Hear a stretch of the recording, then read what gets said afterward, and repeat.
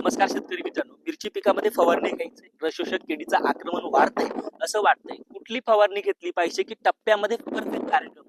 सध्याच्या वातावरणाचा विचार केला तर समस्या ही पांढरी माशीची जास्त आहे, ती नियंत्रणात आली पाहिजे. व इतर जी रसशोषक कीड जी आपल्या पिकावरती येते, त्याच्यामुळे व्हायरसचा प्रादुर्भाव आपल्याला आपल्या पिकावरती दिसतो, तो नियंत्रणात येण्यासाठी आपल्याला सरळ फवारणी घ्यायची.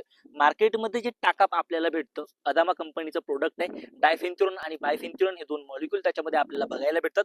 25 मिली प्रतिपंप आपल्याला ते घ्यायचं आहे.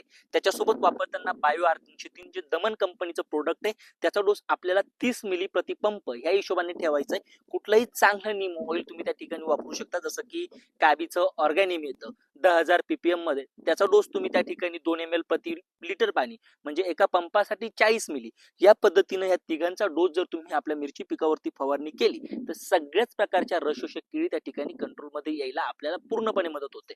Stay tuned.